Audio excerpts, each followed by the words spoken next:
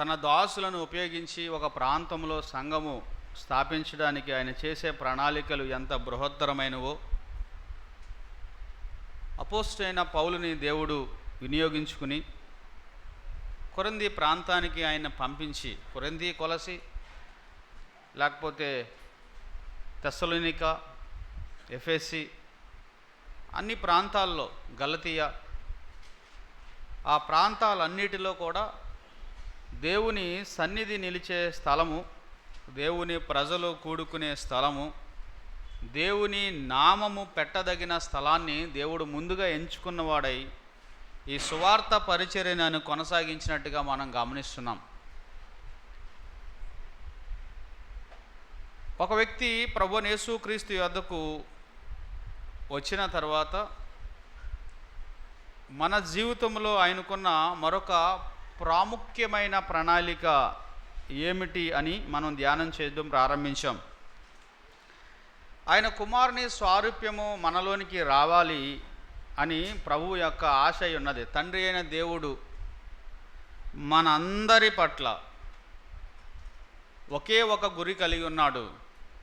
అదేమిటంటే తన ప్రియ కుమారుడైన యేసుక్రీస్తు వారి సుగుణాలు,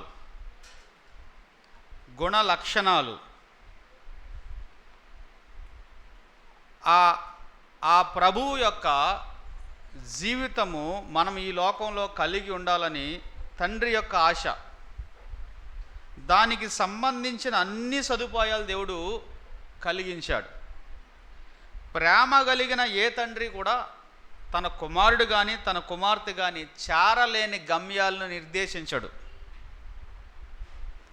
మనలో చాలామంది తల్లిదండ్రులుగా ఉన్నాం. మన పిల్లలు వారు మోయలేని బరువు వారి మీద ఎన్నడూ మోపము, వారు చేయలేని పని వారికి ఎన్నడూ మనం నిర్ణయించం. చెడ్డవారైన మీరే మీ పిల్లలకు మంచి ఈవులను నెరిగి ఉన్నప్పుడు మీ పరలోకపు తండ్రి ఎంతో నిశ్చయముగా తన అడుగు వారికి పరిశుద్ధాత్మను అనుగ్రహించని లోకాసువార్త 11వ అధ్యాయంలో మనం చూస్తున్నట్టుగా మనము చేరలేనిది లేదా మనము దాన్ని పొందుకోలేనిది మనము పొందుకోవాలని దైవ గ్రంథంలో ఒక్క ఆజ్ఞ కూడా రాయబడలేదు అన్న సంగతి ప్రగాఢంగా మనం నమ్మవలసిన వారుగా ఉన్నాం. ప్రాథమికంగా కొన్ని వచనాలు మనము చదివిన తర్వాత నాకున్న సమయంలోనే నేను ఈ యొక్క వర్తమానాన్ని ముగించడానికి ఇష్టపడుతున్నాను. నిన్న చదివిన భాగాలే ఒకసారి మరలా చదువుకుందాం. రోమాపత్రిక 8వ అధ్యాయం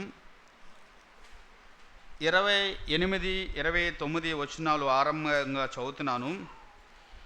దేవుని ప్రేమించు వారికి అనగా ఆయన సంకల్పము చెప్పున పిలువబడిన వానికి మేలు కలుగుటకై సమస్తమును సమకూడి జరుగుచున్నవని ఎరుగుదుము.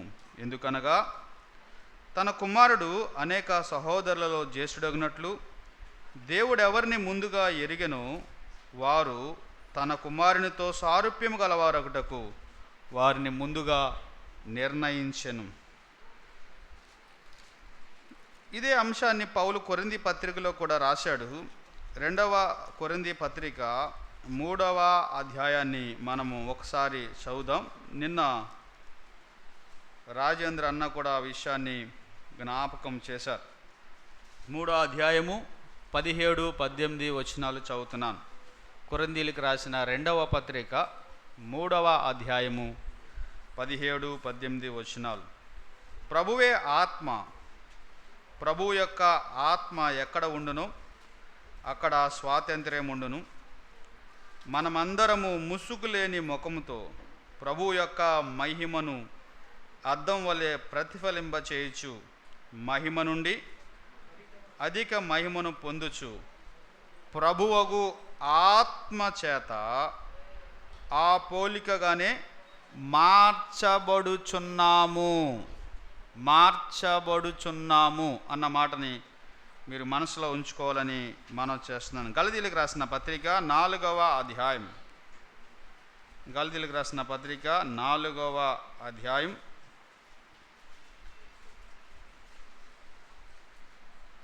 14వ వచనం చదువుకుందాం.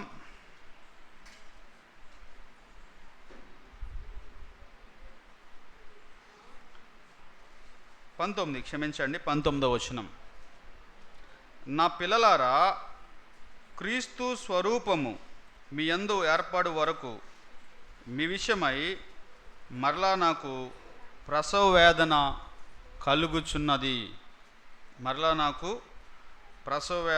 కలుగుచున్నది. చిన్ని ప్రార్థన చేసి దేవుని మాటలు ధ్యానం చేద్దాం. పరిశుద్ధుడైన మా దేవ, మహోన్నతుడైన మా తండ్రి, మీకు వందనాలు. మాట్లాడేది ఎవరైనా మీ ఆత్మ ద్వారా కార్యాన్ని జరిగించేది మీరు.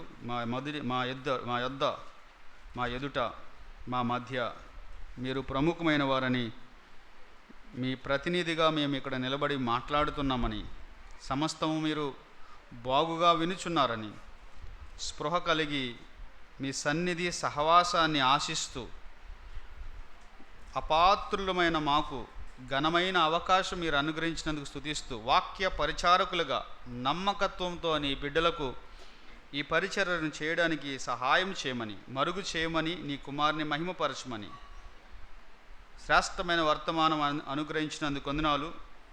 మీరే మమ్మల్ని కూడా వాడుకుని నీ కృపచేత నీ బిడ్డలకు మేలు, దిద్దుబాటు, దీవెన కలిగించుదురని యేసు ప్రభు నామమున అడిగి వేడుకొనుచున్నాం తండ్రి, ఆమెన్. నిన్న మధ్యాహ్న ధ్యానంలో మానవుడు త్రిత్వముగా తయారు చేయబడ్డాడు. ఆత్మ, ప్రాణము, శరీరము 3 విభాగాలుగా చేయబడిన ఈ మానవుడు, దేవుని పోలిక, దేవుని స్వరూపమందున్న ఈ మానవుడు పాపం చేసిన కారణాన్ని బట్టి ఆ దేవుని పోలిక కలిగిన ఆత్మ, ప్రాణము పూర్తిగా అపవాది చేతిలో, పాపము చేతిలో, మరణము చేతిలో అవి బంధించబడి ఉండగా, ఎవరైతే దేవుని సువార్తను విన్నప్పుడు, సిలువను గురించిన వార్త విన్నప్పుడు, ఆ జగద్ రక్షకుడైన యేసుక్రీస్తు వారు చేసిన ఆ ఉన్నతమైన బలియాగమును గురించి విన్నప్పుడు, ఆయన ఏర్పాటు చేసిన రక్షణ మార్గమును గురించి విన్నప్పుడు, ప్రభు అయిన యేసుక్రీస్తు రక్తమందు, ఆయన నామమందు విశ్వాసం ఉంచడం వలన కలిగే నీతిని గురించి విన్నప్పుడు వారు రక్షించబడతారు అని మనం గమనించాం. అది మన ఆత్మకు సంబంధించిన ఒక బృహత్తరమైన కార్యము. దేవుడు తన సార్వభౌమాధికారంలో పరిశుద్ధాత్మ ద్వారా జరిగించే ఒక గంభీరమైన చర్య. అంటే మన హృదయాల్లో దేవుని ఆత్మ ద్వారా మనం ఆయన కృపచేత విశ్వాసం ఉంచడం ద్వారా జరిగే ఒక గొప్ప కార్యం అన్నమాట రక్షణ. మన ఆత్మ రక్షించబడిన వెంటనే, దానికి ఇంకా ఏ సమయం లేకుండా దేవుని స్వారూప్యంలోనికి మలచబడుతుంది. అదే మనము ఆలోచించాము. యోహాను సువార్త 3వ అధ్యాయము 36వ వచనం ప్రకారం, కుమారునియందు విశ్వాసం ఉంచువాడు నిత్య జీవము గలవాడు అని రాయబడింది. నిత్య జీవముకు అతడు నిర్ణయించబడ్డాడు. నిత్య జీవమునకు అతని ఆత్మ పాత్రులుగా చేయబడ్డాడు.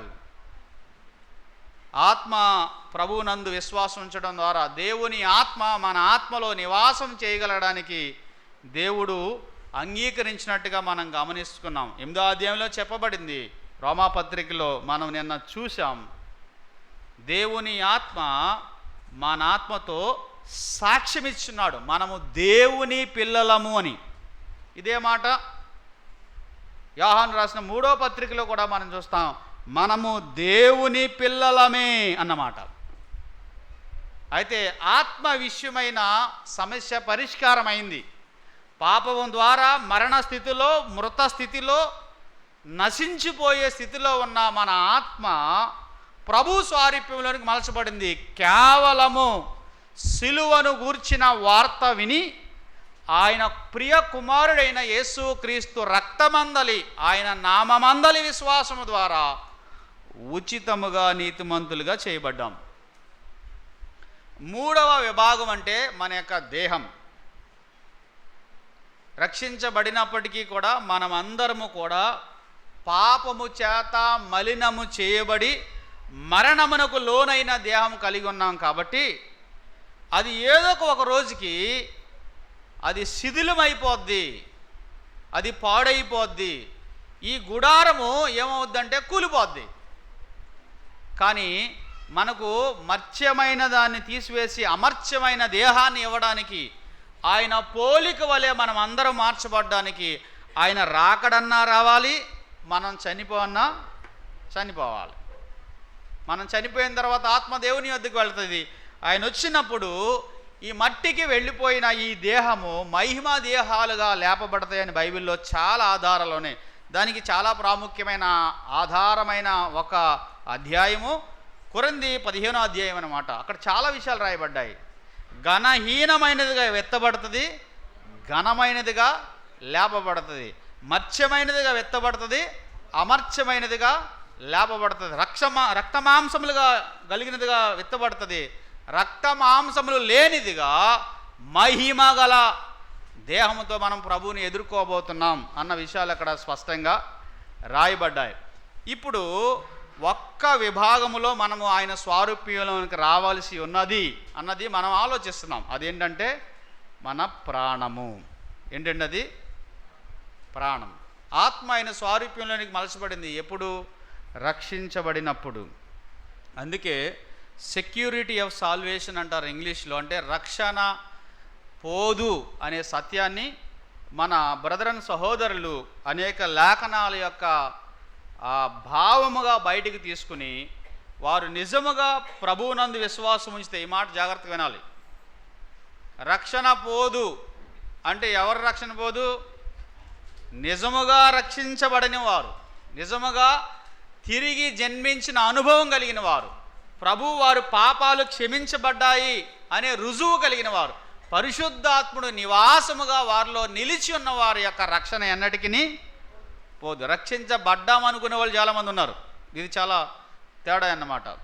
రక్షించబడ్డామనుకున్నవారు, ఉద్రేకపూరితంగా ప్రభు దగ్గరికి వచ్చినవారు, ఏదో మేలు కొరకు ప్రభు దగ్గరికి వచ్చినవారు, ఏదో ఆశించి ప్రభు దగ్గరికి వచ్చినవారు, లేకపోతే ఆ వర్తమాన ప్రభావానికి మనసులో ప్రేరేపించబడిన వారు, లోపల నిజముగా పరిశుద్ధాత్మ కార్యము చేయబడిన వారు కొంతకాలం నిలుస్తారేమో కానీ తర్వాత వారి యొక్క పూర్వపు స్థితికి వెళ్ళిపోయి ఆ మొదటి స్థితి కంటే కడపటి స్థితి మరీ ఘోరంగా ఉండే పరిస్థితి మనం అనేక మంది జీవితంలో చూస్తున్నాం. కానీ నిజముగా రక్షించబడిన వారి ఆత్మ ఎన్నటికీ నశించిపోదు. ఇప్పుడు మన మనసు మారి రూపాంతరము చెందడం వలన, మన మనసు మారి ఆయన స్వారూప్యంలోనికి మలచబడ్డానికి దేవుడు ప్రణాళికలు రచించాడు.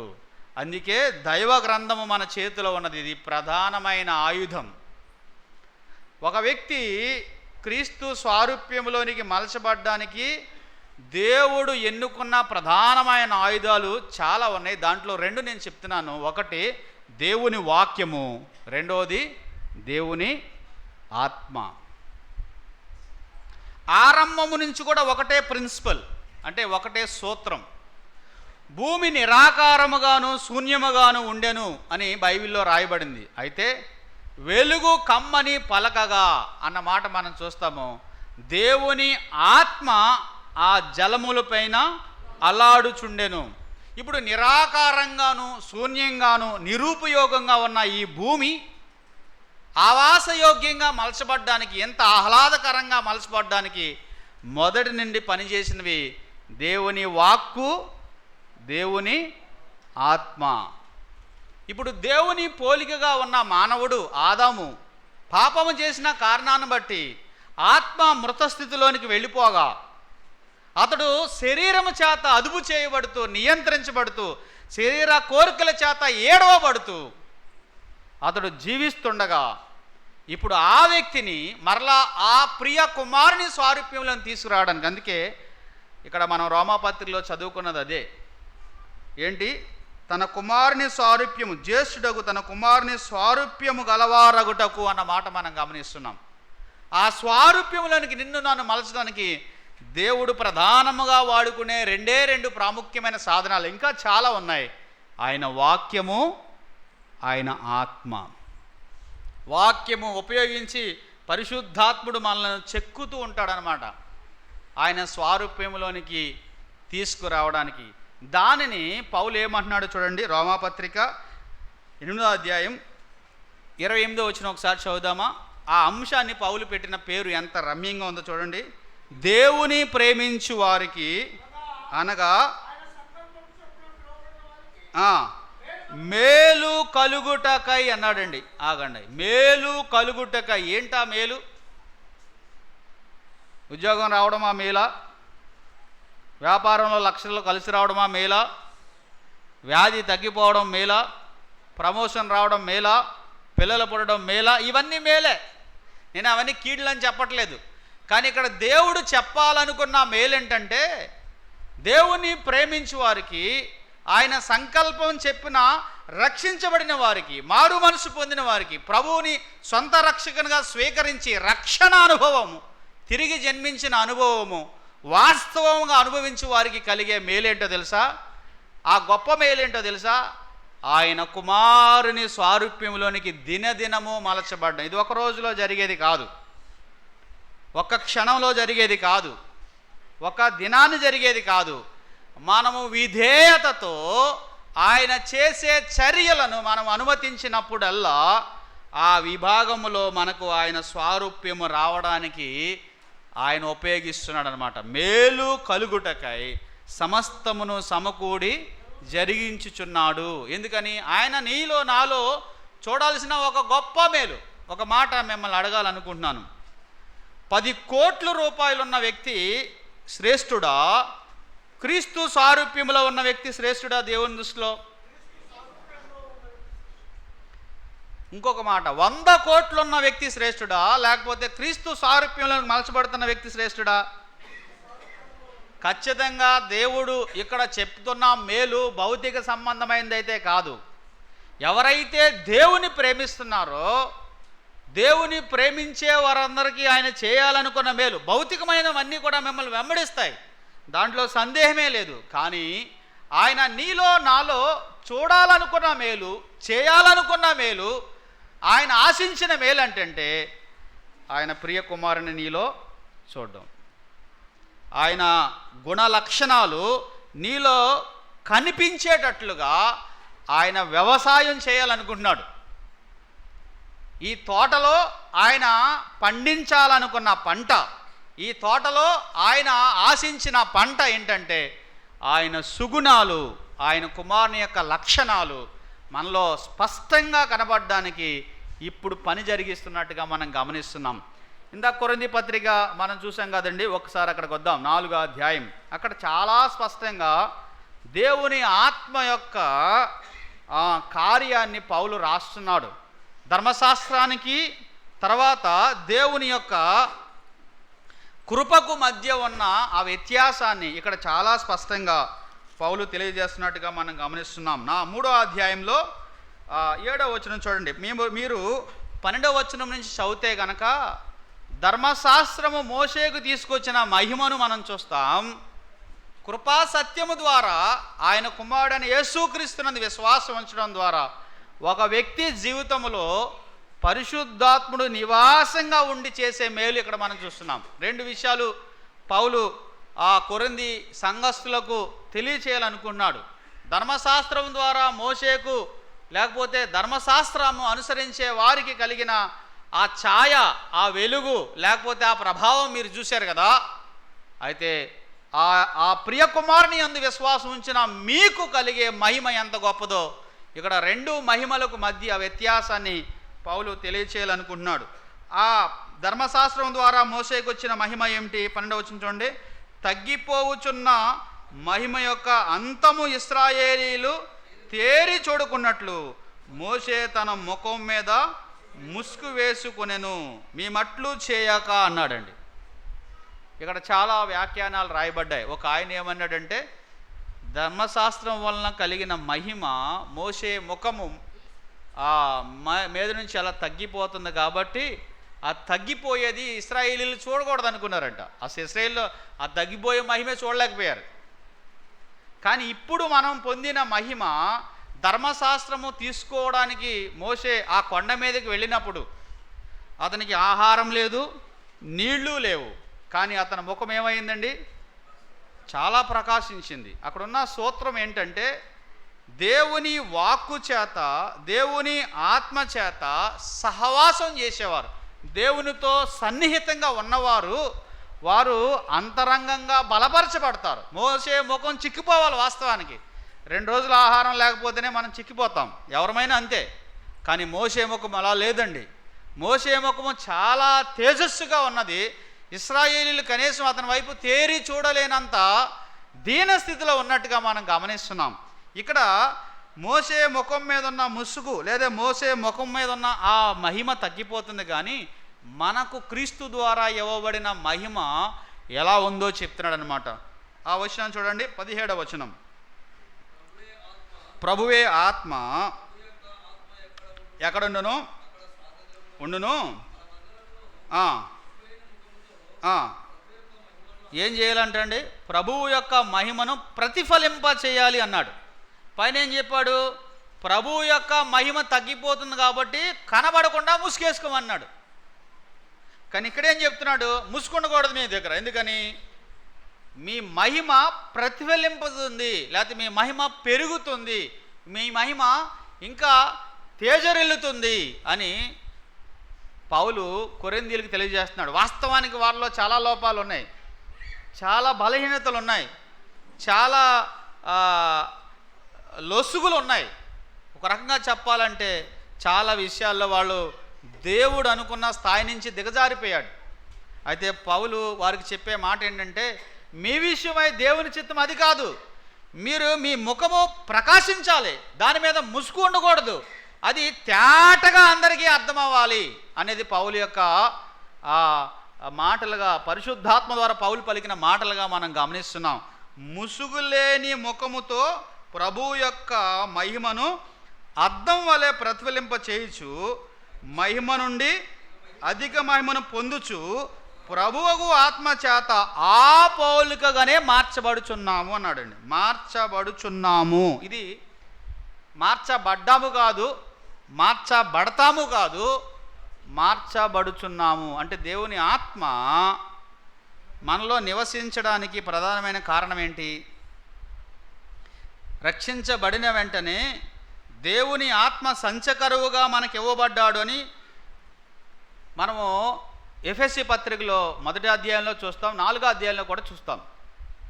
ముద్రించబడ్డాము, సంచకరువుగా ఆయన ఆత్మ మనకు అనుగ్రహించాడు, పరిశుద్ధాత్మ మనలో నివసిస్తున్నాడు. మరి ఆ ఆత్మ యొక్క కార్యం ఏమిటంటే, ఆ ప్రభు స్వారూప్యం నీలో రావడానికి ఆయన ఏం చేస్తున్నాడంటే అండి, కార్యం చేస్తున్నాడు. మహిమ నుండి అధిక మహిమకు వెళ్ళేలాగా, గ్లోరీ టు గ్లోరీ, అధిక మహిమకు వెళ్ళేలాగా ముసుగులేని ముఖం వలె ప్రభువు యొక్క మహిమను ప్రతిఫలింప చేయడానికి మనం ఎదగాలి అనేది ఆయన యొక్క ఆలోచన. ఇది ఎప్పుడు జరుగుతుంది? రోమాపత్రికలో 8వ అధ్యాయంలో కూడా ఆ మాట ఇందాక చెప్పాను, ఒకసారి మీరు చూడండి.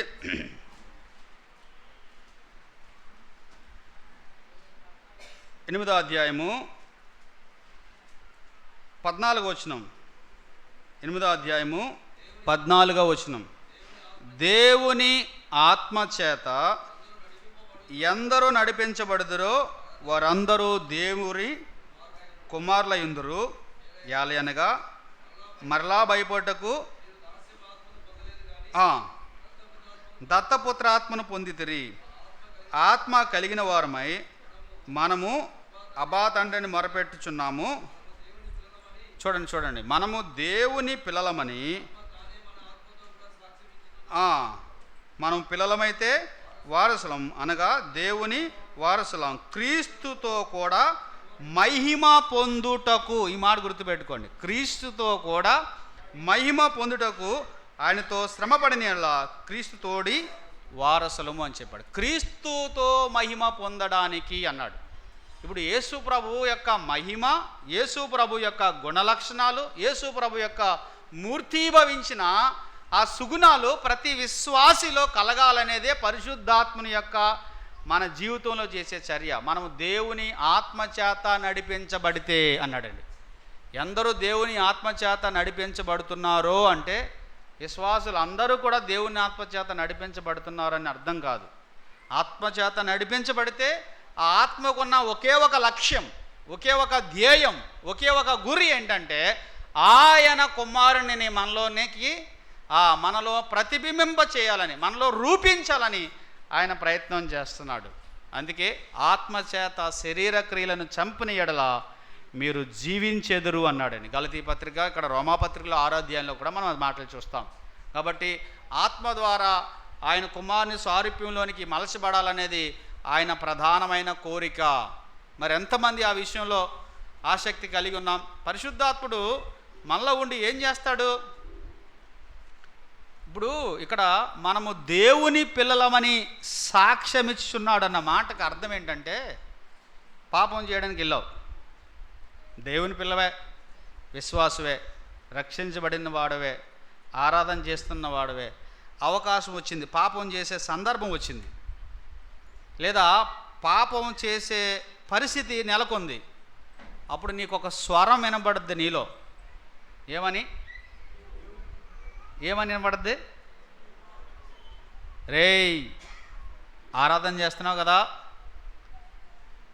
మారు మనసు పొందావు కదా, మందిరానికి వెళ్తున్నావు కదా, అందరి ఎదుట, దేవుని ఎదుట, సంఘం ఎదుట ఒప్పుకొని బాప్తిసం తీసుకున్నావు కదా, ఇది నీకు తగునా అనే పోరాటం నీకు లేదనుకో, గుర్తుపెట్టుకోండి. పాపము చేసే ప్రతిసారి నీలో పోరాటం లేకపోతే, దాని విషయమై ప్రభువు చూస్తున్నాడు అనే భయం నీకు లేకపోతే, ఎవరైనా చూస్తారేమో, సంఘ పెద్దలకు తెలిసిపోద్దేమో, మా అమ్మా నాన్నకు తెలిసిపోద్దేమో, లేకపోతే సంఘంలో ఉన్న విశ్వాసులకు ఎవరికైనా తెలిసిపోద్దేమో అన్న భయము పాపం చేయకుండా నిన్ను ఆపుతుందా? లేదు లేదు లేదు.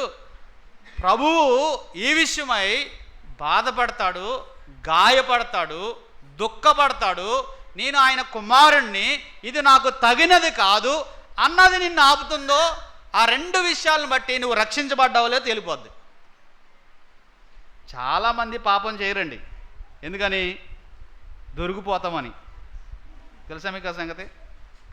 చాలామంది పాపం ఎందుకు చేయరంటే తెలిసిపోద్దేమో అని. చాలామంది పాపం ఎందుకు చేయరంటే మనము పలసం చేయబడతామని. చాలామంది పాపం ఎందుకు చేయరంటే ఆరోగ్యం పోద్దని. ఎందుకు అందరూ తాగరో? దేవుణ్ణి నమ్ముకోకపోయినా ఆరోగ్యం పోద్దేమో అని. అందరూ ఎందుకు దేవుణ్ణి నమ్ముకోకపోయినా అపనమ్మకంగా ఉండరో? సమాజంలో విలువ పోద్దని.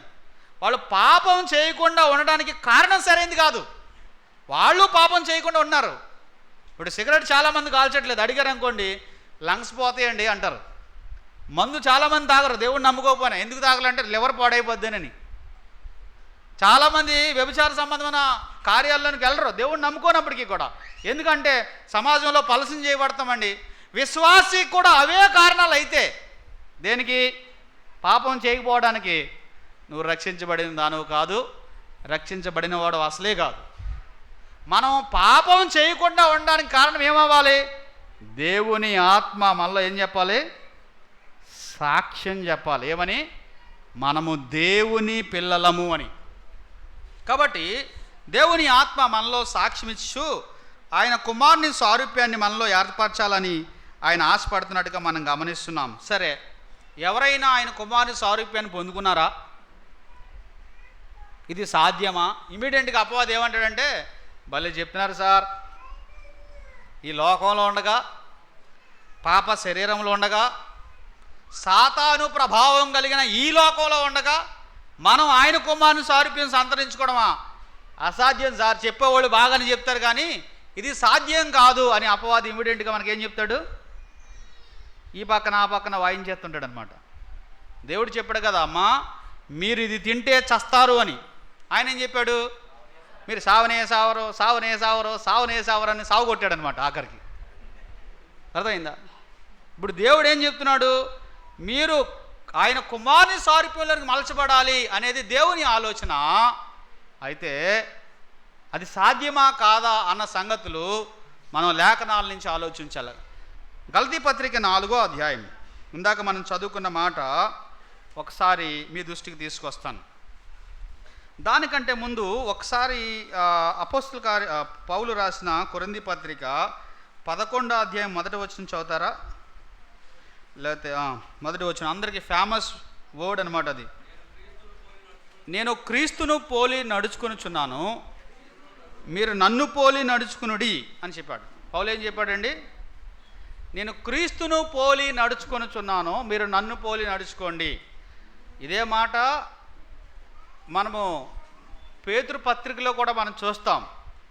మనము ఆయన అడుగుజాడల యందు వెంబడించినట్లుగా, మనం ఆయన అడుగుజాడలను అనుసరించినట్లుగా క్రీస్తు మన కొరకు ఆయన తన అడుగుజాడల్ని ఈ లోకంలో విడిచిపెట్టి వెళ్ళాడని చాలా స్పష్టంగా మనం గమనిస్తాం. అదే మాట ఇక్కడ చెప్తున్నాడు పౌలు, నేను క్రీస్తును పోలి నడుచుకొనుచున్నాను కనుక మీరు నన్ను పోలి నడుచుకోండి అని చెప్పగలిగాడు. ఇది పౌలు జీవితంలో తండ్రి అయిన దేవుడు తన ఆత్మ ద్వారా ఆయన విధేయతను బట్టి అనుగ్రహించిన ఒక ఫలము అని మనం గ్రహించాలి. క్రీస్తు పౌలు మన వంటి స్వభావం కలిగిన వాడా కాదా?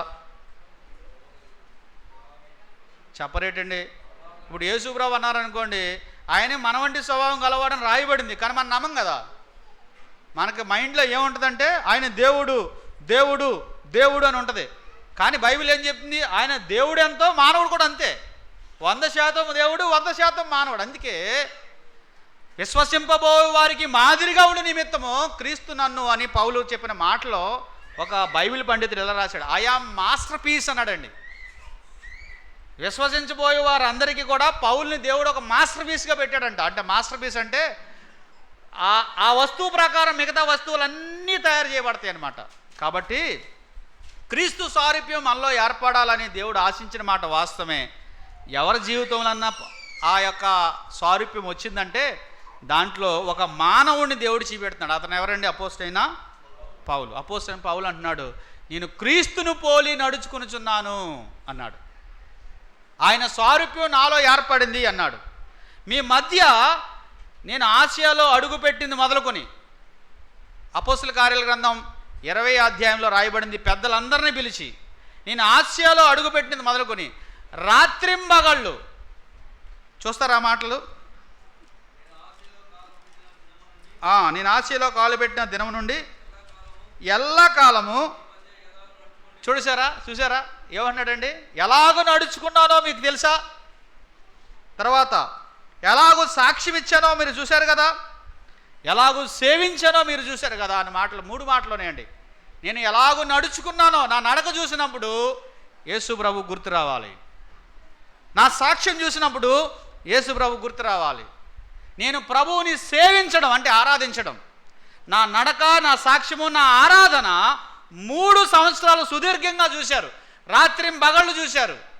కానీ మీ అందరికీ తెలుసు ఆ సారూప్యం నాలో ఏర్పడింది. ఇదే స్పెషల్గా ఒక వ్యక్తికి ఇచ్చేది కాదండి, ఇది మనం నమ్మవలసిన సత్యం. పౌలు స్పెషల్ కాబట్టి పౌలుకి ఇచ్చాడు, మనకి ఇవ్వడని కాదండి. ఆయన ఆ సారూప్యం అందరిలో ఏర్పడాలని కోరుతున్నాడు. అయితే పౌలు దానికి విధేయత చూపించాడు.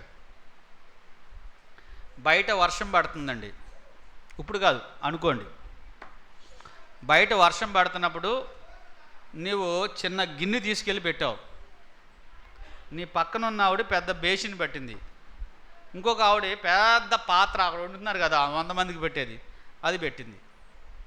వర్షం బాగా కురిసింది, తర్వాత గిన్నె పెట్టిన ఆవిడ వెళ్ళింది, గిన్నె నిండింది.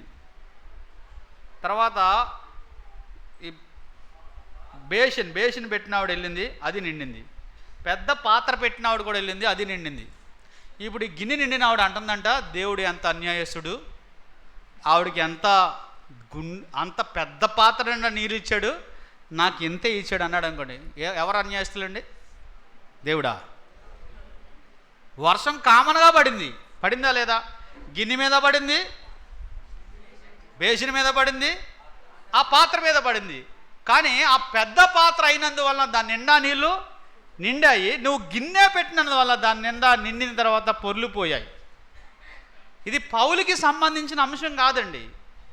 రోమాపత్రికలో మనం చదువుకున్నది అందరూ ఆయన కుమారుని. అందుకే యేసు ప్రభు ఆయన పుట్టినప్పుడు ఏకైక కుమారుడు అని రాయబడింది, ఆయన చనిపోయిన తర్వాత జ్యేష్ఠ కుమారుడు అని రాయబడింది. ఆయన ప్రథమ ఫలము అని రాయబడింది. ఆ ప్రథమ ఫలం తర్వాత అనేక ఫలాలు ఉంటాయి. నీ నెంబర్ నా నెంబర్ కూడా ఉంటుంది అక్కడ. నెంబర్ నాకు తెలియదు కానీ మొదటి ఫలం ఆయన, నీ నెంబర్ నా నెంబర్ కూడా ఉంటుంది. మొదటి పుత్రుడు ఆయన, తర్వాత మనం కూడా ఆయన పిల్లలం. మనం దేవుని పిల్లలం అవడానికి ఆయన అధికారం అనుగ్రహించాడని చెప్పాడు. మనం దేవుని పిల్లలము, మన మధ్య ఆయన నివసిస్తున్నాడని కొరింథీ పత్రిక 6వ అధ్యాయంలో చెప్పాడు. కాబట్టి ఆలోచించండి, ఆ ప్రభువు యొక్క స్వారూప్యము పౌలుకి ఏర్పడింది బ్రతికుండగానే. గలతీ పత్రికలో కూడా మాట చెప్పాడు, అది మీరు చదువుదాం ఒకసారి చూడండి. గలతీ పత్రిక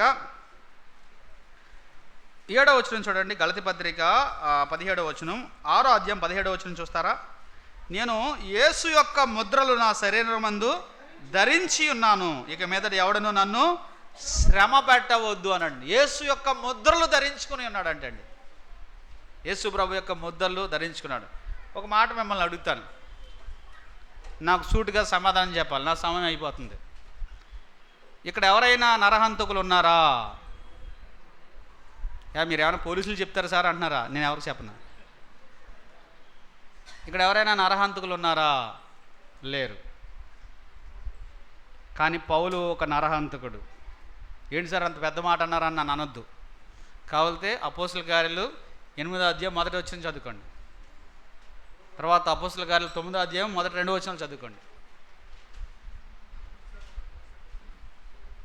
పౌలు నరహత్యను చేసినవాడు, నరహత్య చేయబడిన దానికి సమ్మతించినవాడు.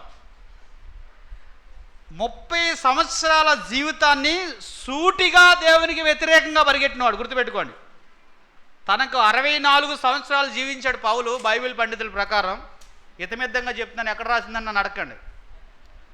అయితే 30 సంవత్సరాలు కేవలం దేవునికి వ్యతిరేకంగా పరిగెట్టిన వ్యక్తి మిగిలిన 30 సంవత్సరాలు దేవుని సారూప్యం అతను పొందుకోగలిగాడంటే ఆయన ఎంత ప్రేమ గలవాడో చూడండి. పౌలంతా నరహంతకులు కానీ, పౌలంతా పాడు చేసిన వారు కానీ, పౌలంతా హింస చేసిన వారు కానీ మనలో ఎవరూ లేరు. ఇక్కడ ఒక నరహంతకుడే పాపుల్లో ప్రధానమైన వ్యక్తే ప్రభు సారూప్యాన్ని సంతరించుకుంటే మరి నీకు నాకు ఆయన ఇవ్వడా అంటే ఖచ్చితంగా ఇస్తాడు. కానీ పౌలుకి మనకున్న తేడా ఏంటంటే అతనికి వేస్ట్ అయిన జీవితం పట్ల మిగిలిన జీవితం అంతా కూడా వెనుతిరగకుండా పరిగెట్టాడు. విస్తారమైన పాపం చేసిన ఆవిడ విస్తారమైన కన్నీళ్లు కార్చి ఆయన పాదాలు కడిగినందువలన ఆమె విస్తారమైన పాపములు క్షమించబడ్డాయి. మనము స్వనీతితో నింపబడిన వారం కాబట్టి తృప్తి కలిగి బతుకుంటాం. కానీ పౌలు స్వనీతిపరుడు కాదు. తన నీతి దేవుని వలన ఇవ్వబడిందని, తన కృపచేత రక్షించబడ్డాడని, తన జీవితం అంతా కృపా అపోస్తలుడుగా దేవుని సేవ చేయాలని, ఆయన మహిమను ఎన్నడూ దొంగిలించని వ్యక్తిగా వెనుదిరగని సేవ చేశాడు. ఆయన సారూప్యాన్ని పొందుకున్నాడు. నేను క్రీస్తును పోలి నడుచుకునిచున్నాను, మీరు నన్ను పోలి. ఒక మాట చెప్తాను. తెస్సలోనికైలకు రాసిన పత్రికలో పౌలు ఈ మాట చెప్పాడు. 1:6 చదువుదామా? తెస్సలోనికైలకు రాసిన పత్రిక చూడండి. పరిశుద్ధాత్మ కలుగు ఆనందముతో వాక్యాన్ని అంగీకరించారు. ఎవరిని పోలి నడుచుకున్నారంట? ఇక్కడ పౌలు తన ఒక్కడిని అంటలేదు, నాలాగా ప్రభువుని పోలి నడిచేవారు నాతో చాలామంది ఉన్నారు. ఇది చాలా సందర్భాలు మనం అపార్థం చేసుకుంటాం. పౌలు ఒక్కడే చెప్పాడు నన్ను పోలి నడుచుకోమని. కానీ ఇక్కడ మమ్మును ప్రభువును పోలి నడుచుకుని. ఇదే తెస్సలోనికైలకు రాసిన పత్రికలో 2:14 చూడండి. 2:14 నేను ముగిస్తాను. అవును సహోదరులారా, అయితిరి. చూసారా, యూదయలో ఉన్న సంఘములు దేవుని పోలి నడుచుకుంటున్నాయి అంట. మీరు కూడా తెస్సలోనికైలో ఉన్న సంఘములు దేవుని పోలి అంటే మొదటి శతాబ్దంలో పరిశుద్ధాత్మ ద్వారా రక్షించబడిన విశ్వాసులందరూ కూడా యేసు ప్రభుని పోలి నడుచుకోవడానికి చాలా మాదిరిగా ఉన్నారండి. చాలా మాదిరిగా ఉన్నారు. ఇదే తెస్సలోనికైల పత్రిక 3:7 చూడండి. 3:7 అందుచేత సహోదరులారా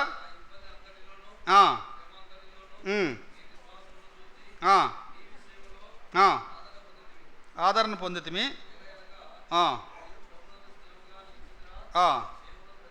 మేమును బ్రతికినట్లే. 9 చదవండి. 9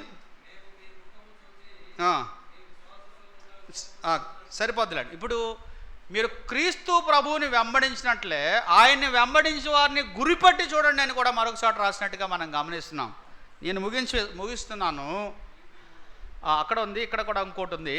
మీరు ప్రభువుని అంగీకరించినట్లు మీ మధ్యకు నేను వాక్యం చెప్తున్నప్పుడు వచ్చినప్పుడు మీరు నన్ను అంగీకరించారు. గలతీ పత్రికలో ఆ మాట మనం చూస్తాం.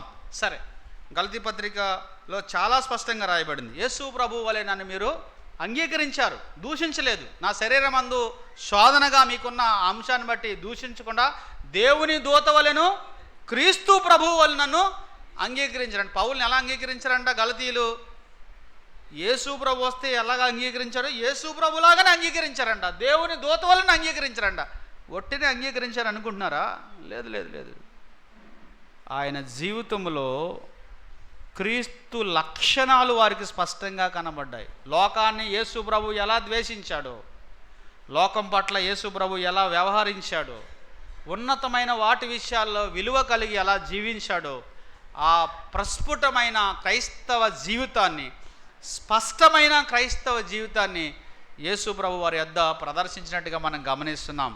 ఇప్పుడు తండ్రి అయిన దేవుడు మనందరి పట్ల ఉన్న ఆలోచన ఏమిటి అంటే, ఆయన ఆత్మ ద్వారా ఆయన కుమారుని మనలో రూపించడం. మరి పౌలుకి రూపించాడు, తెస్సలోనికైలో ఉన్న సంఘస్థులకి రూపించాడు. మరి నీకు నాకు ఆయన ఇవ్వడా అంటే ఖచ్చితంగా ఇస్తాడు. మనం దానికి ఏం చేయాలండి? అంగీకరించాలి. జీవిస్తున్నాం, వెళ్ళిపోతున్నాం అంటే కుదరదండి. ఆరాధన చేసే ప్రతిసారి ఆయన లక్షణాలు మీలోనికి వస్తాయి. ప్రార్థన చేసే ప్రతిసారి ఆయన లక్షణాలు మీలోకి వస్తాయి. వాక్యాన్ని ధ్యానిస్తున్న ప్రతిసారి ఆయన లక్షణాలు మీకు వస్తాయి. దేవుని వాక్యాన్ని ఆసక్తితో వింటున్న వారందరికీ కూడా ఆయన లక్షణాలు కొంచెం కొంచెంగా వస్తాయి. ఒకేసారి వచ్చేస్తే నేను చెప్పట్లేదు, కానీ మనము చనిపోయేలోగా యథార్థమైన విశ్వాసము కలిగి యేసు ప్రభునే గురిగా పెట్టుకుని జీవించే వారందరి జీవితంలో, పౌలు జీవితంలో ఏదైతే వాస్తవమో అది మన జీవితంలో తండ్రి అయిన దేవుడు తన ఆత్మ ద్వారా జరిగించాలనుకుంటున్నాడు. మరి అందరి విషయంలో అది జరగాలని దేవుడు ఆశిస్తున్నాడు. జరగడానికి మనం ఏం చేయాలండి? అనుమతించాలి. అందుకే చివరిగా మాట నేను చెప్తున్నాను. రోమాపత్రిక 12:1 ప్రకారం మిమ్మల్ని బ్రతిమాలుచున్నాను అన్నాడండి పౌలు. సజీవ యాగముగా మీ దేహములు దేవునికి సమర్పించుడి, ఉత్తమమును అనుకూలమును దేవుని చిత్తమేదో మీరు పరీక్షించి తెలుసుకొని రూపాంతరం పొందండి. మిమ్మల్ని బ్రతిమాలుచున్నాను, అది దేవునికి ఇష్టమైన సేవ అని చెప్పినట్టుగా మనం గమనిస్తున్నాం. ఈ మాటలు ప్రభు మన వినికిడిలో దీవించునుగాక. ప్రార్థన చేసుకుందాం.